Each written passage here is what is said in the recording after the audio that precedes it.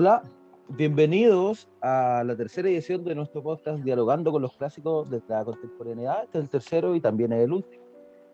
Recordando, en el primero hablamos según la perspectiva de Platón y Aristóteles sobre cuál es la utilidad de la poesía, cómo debía enseñarse y a quién.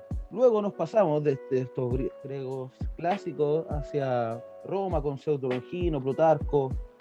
Sobre todo nos basamos en lo sublime de la poesía, cómo llegábamos a él, analizamos un poema y hoy, en el último, pegamos un salto temporal bastante grande hasta el Renacimiento, tan grande que en el camino encontramos otro integrante para nuestro podcast, que es Sofía, que va a comenzar hablando.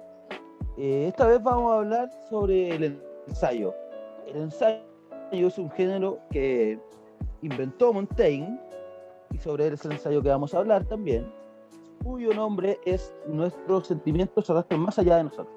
La gracia del ensayo es que rompe un poco con lo que veníamos hablando anteriormente sobre cómo debía escribirse la poesía, a quién debía enseñarse, de qué manera y cuál era su utilidad o cuál era la poca utilidad que tenía.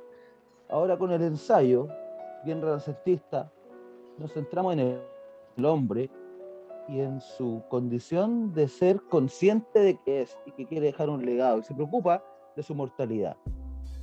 Para esto vamos a analizar el ensayo que recién acabo de nombrar, comenzando con Sofía. Sofía, por favor. Muchas gracias, Seba. Aquí empezamos con una primera parte de lo que es este ensayo.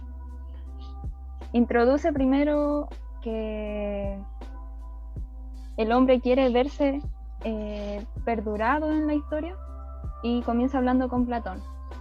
Dice que Platón pretende que cada persona se conozca a sí misma y haga lo suyo. El ensayo comienza hablando sobre Platón y muestra lo que éste dice, que las personas deben hacer lo suyo y conocerse a sí mismos. También Platón habla sobre que quien se conoce a sí mismo deja de tomar lo ajeno por propio, se ama y se cultiva antes de cualquier cosa. En esto yo quiero profundizar un poco, quiero hablar sobre que a partir de esto podemos ver que las personas alcanzan su felicidad, su bienestar, su eudaimonía a partir de conocerse a sí mismos, saber lo que les gusta y lo que quieren hacer en su vida, en su mortalidad antes de la muerte. Luego sigue hablando sobre Platón y menciona que así como la insensatez no está nunca satisfecha, por más que se le conceda todo lo que desee, la sabiduría se contenta con lo presente, nunca se disgusta consigo misma. Aquí hacemos una contraposición entre lo que es insensato y lo que es sensato. La insensatez tiene que ver siempre como con lo irracional y con los sentimientos también. O sea que ya como el tema de este ensayo es que los sentimientos se arrastran más allá de nosotros, podemos ver que muchas personas desean mucho más allá de lo sensato, que demuestran que sus sentimientos se sobreponen a lo que realmente piensan y desean sentir mucho más allá de la vida, desean sentir también después de la muerte. Pero los sabios se diferencian de estas personas que desean perdurar después de la muerte, sentir después de la muerte y desear algo después de la muerte. Pues el sabio sí se conoce a sí mismo, aprende a conocerse y saber lo que quiere hacer en vida. Entonces, aquí es donde también se muestra que Epicuro exime al sabio del prever el porvenir, y de preocuparse por él. Es decir, que el sabio no se va a estar preocupando de lo que viene a futuro y lo que va a pasar también después de la muerte, sino que ya va a estar claro con sus visiones de lo que vivió en su vida y de lo que piensa y de lo que quiso en ella. Por lo que no va a estar preocupándose de qué va a pasar después de su muerte y sobre todo qué va a pasar con su cuerpo después de ella. A raíz de esto es que quiero introducir el siguiente fragmento de este ensayo, en donde se van a ver distintas personas que sí desean algo después de la muerte y desean perdurar. Esto yo creo que sucede porque, como decía Platón, no se alcanzan a conocer a sí mismas y desean algo mucho más allá de su persona. Bien. Ese es el primer fragmento donde quedamos con la idea que lo primero que quiere decir Montaigne es que hay que conocerse a sí mismo para alcanzar la felicidad, la eudemonía, decía Sofía. pensar en perdurar después de la muerte tiene que ver que desde el conocerse a sí mismo uno puede lograr una felicidad y no se preocupa de ello debido a que lo que deja es desde el conocimiento de uno mismo. Un poco enredado, pero es así. Ahora toca, perdón, Josué, no te había saludado al principio, pero ahora sí. Josué, tú continúas, por favor, con el ensayo. Luego viene Ivette, que tampoco no la presenté, pero ya nos conocemos a esta altura. Josué. Hola a todos, un cordial saludo primero que todo. Bueno, en esta oportunidad me gustaría analizar un poco lo que es el término de justicia que desarrolla Montaigne en su ensayo. Me gustaría partir con la primera cita que dice en la página 60. Los príncipes son compañeros, sino dueños de las leyes. El poder de la justicia no ha ejercido sobre sus cabezas, es razonable que lo ejerza sobre su reputación y sobre los bienes de sus herederos. En el fondo, lo que quiero recalcar es que, bueno, todas las personas nos toca distintos rangos socioeconómicos, ¿no? En particular en esta parte del ensayo se recalca, ¿no? Lo que es el poder, ¿no? Este rol político que tienen en este régimen monárquico, que serían los príncipes, los reyes, pero lo que recalca, ¿no? Es que la justicia no se basa como en la realidad que uno presencia día a día, sino es como vista desde una tercera persona, ¿no?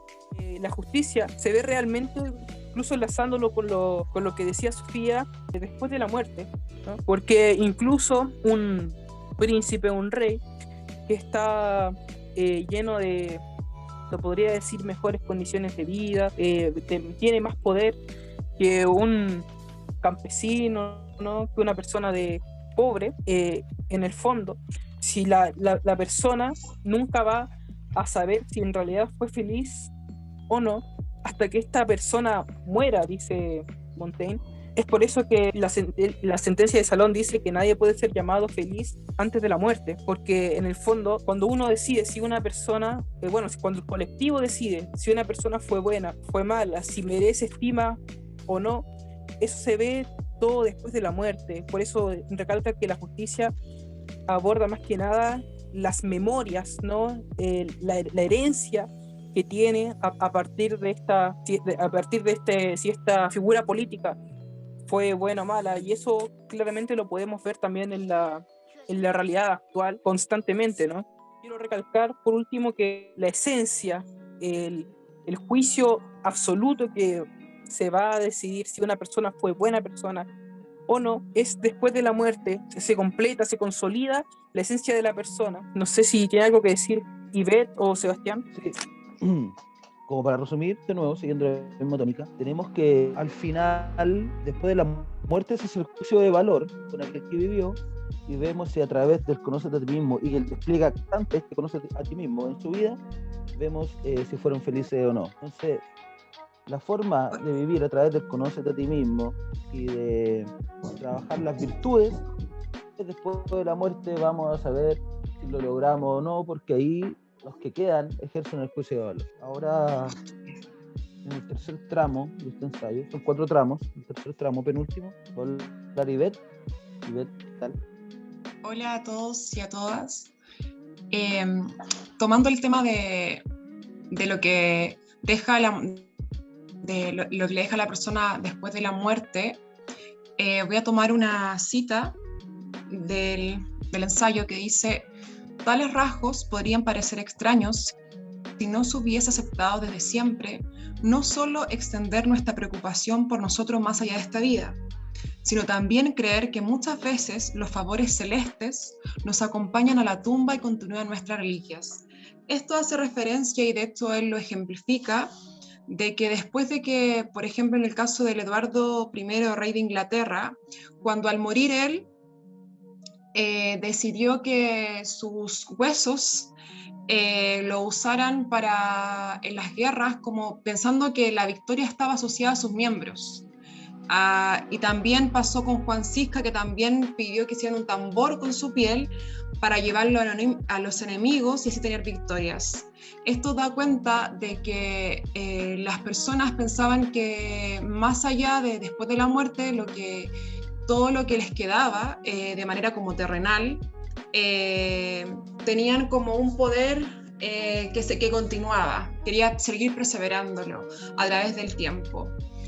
Y otro ejemplo que me llamó mucho la atención fue el del Maximiliano, bisabuelo del actual rey Felipe, no solamente porque es súper extravagante la historia de que él no quería que sus miembros, sus partes personales, nadie las viera. De hecho, pidió que al morir exigió a sus hijos que lo enterraran con calzoncillos. Esta superstición tan grande que él mantenía. Lo que me llamó atención fue de que el autor, y ahí podemos relacionar con la subjetividad que tiene el ensayo, él en esta parte él se nombra, se hace presente en primera persona, dice: yo tan desvergonzado de lengua, estoy sin embargo aquejado por temperamento de este pudor. Si no muy instigado por la necesidad o por el placer, casi nunca muestro la vista de nadie los miembros y las acciones que nuestra costumbre ordena esconder. Me resulta todavía más penoso porque no lo considero conveniente en un hombre y sobre todo en un hombre de mi profesión.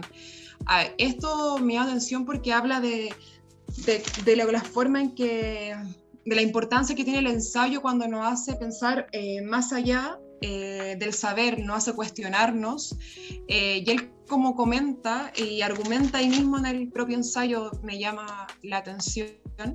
Claro. Es como darnos cuenta que el ensayo nos presenta al sujeto enfrentado y cuestionándose su vida y lo que esta conlleva, como los simbolismos, por ejemplo, que él encuentra en Eduardo I o en Juan Cisca con el tambor, que la gente, o en este caso Montaigne, se cuestiona ante el porqué, o da cuenta del porqué después de la vida existen ciertos simbolismos que las personas creen en su individualidad. Por ejemplo, Eduardo I, que es gracias a él donde se encuentra la victoria, entonces yo después de muerto voy a seguir estando acá a través de mis huesos, por ejemplo. Finalmente, la última parte del ensayo, voy a presentarme a mí mismo. En este último tramo, Taine comienza hablando sobre cómo piensa él que deben ser las exequias fúnebres, los funerales, la ceremonia del morir. Y mira las perspectivas. Hay una que tiene demasiada vanidad, que ve con disgusto, porque es demasiada preocupación, demasiado dinero gastado, demasiado lujo en una ceremonia para un entierro, lo cual contrapone a lo que tampoco le gusta, que es demasiado sobrio. Es algo muy poco, o por ejemplo de una vela, un párroco, un muerto, un deudo, y eso es todo. Termina diciendo que ¿cómo debe ser al final un funeral? Bueno, tiene que estar en relación con la fortuna del difunto, pero tampoco muy pomposo ni tampoco tan sobrio. Demuestra la prudencia propia de un hombre moderno, renacentista, que se está dando cuenta que es el centro del mundo. Posteriormente, me gustaría decir esta cita de Montaigne, obviamente: sigue siendo templanza y frugalidad evitar un gasto y un placer cuyo uso, conocimiento no podemos percibir. Dice ya, ¿qué tan importante es el tipo de ceremonias que hacemos si al final nosotros ya no estamos? Desde ahí nos habla, ¿cuál es la importancia al final de las exequias? Bueno, la importancia es aquellos que quedan, cómo ellos se van a sentir. Montaigne aquí asume que las personas dejamos un legado emocional en aquellos que dejamos. Se preocupa y comprende la importancia de darle consuelo a aquellos que serán nuestros deudos. Dice aquí, el cuidado de los funerales, la calidad de la sepultura, la pompa de las exequias son más consuelo para los vivos que auxilio para los muertos. Posteriormente, ya para finalizar su ensayo, cuenta una anécdota que tampoco le gusta a Montaigne, cuestionador, crítico, poco feliz, bastante crítico, que habla de que una injusticia que ocurrió en Atenas, donde condenaron a los capitanes que habían salido victoriosos de una batalla, debido a que en vez de preocuparse de enterrar a sus muertos, de inhumar a sus compañeros, se preocuparon de adquirir las riquezas que te da la batalla. Entonces los atenienses los condenaron a muerte y Diomedón, que era el jefe de estos capitanes, en el momento de su juicio, en vez de defenderse, solamente pensó en evitar la cólera de los dioses. Les dijo, mira, no te vamos a cumplir, dioses, lo que te prometimos al momento de ganar la batalla, debido a que nos van a matar, pero si no te enojes con nosotros. O sea, sabiendo que iba a morir, no quería quedar mal con los dioses, porque a ver qué pasa después de la muerte, ¿cierto? Luego hace un ejemplo y explica por qué no le gusta esto, debido a que en una posterior batalla los victoriosos se preocuparon de rescatar a los cuerpos de sus compañeros en batalla del agua, y gracias a eso enemigos pudieron arrancar y volver y derrotarlos. Finalizando, termina Montaigne, esto es lo último, con dos reflexiones que las dice en latín, pero yo las voy a decir en español. Preguntas dónde yacerás una vez muerto, allí donde nacen, donde yacen quienes no han nacido. Y la segunda, y que no tenga sepultura donde el cuerpo pueda encontrar refugio, donde, abandonada la vida humana, el cuerpo repose de los males. Habla entonces que las cosas muertas siguen manteniendo relación con las cosas vivas. Hace un ejemplo, por ejemplo, valga la redundancia, de la carne de un venado, que es carne muerta, pero sigue teniendo un proceso y afecta a la vida de los humanos. Esto lo hace para demostrar, y volviendo a todo lo que hemos hablado en el ensayo, de que uno, a través de conocerse a sí mismo y dejar su legado, que después es valorado a través de la manera en que fuimos anteriormente, de lo que expresamos, de lo que dijimos, de lo que nos cuestionamos, de lo que dejamos puesto en ensayos como Montaigne, para que me conozcan, para yo demostrar quién soy, hace el sentido directamente al nombre del ensayo que estamos viendo, debido a que si las cosas muertas siguen manteniendo relaciones con la vida, nuestros sentimientos sin duda se arrastran más allá de nosotros. Gracias. Hasta siempre, público querido.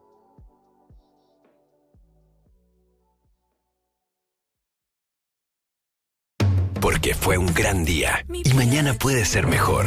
Llegó la hora de descansar. Aquí termina sus transmisiones Red Televisiva Megavisión Sociedad Anónima. Domiciliada en Vicuña Maquena 1370, Santiago. Su director responsable titular es Patricio Hernández Pérez. Su director responsable suplente es Patricia Bazán Cardemil. Buenas noches. Nos vemos mañana.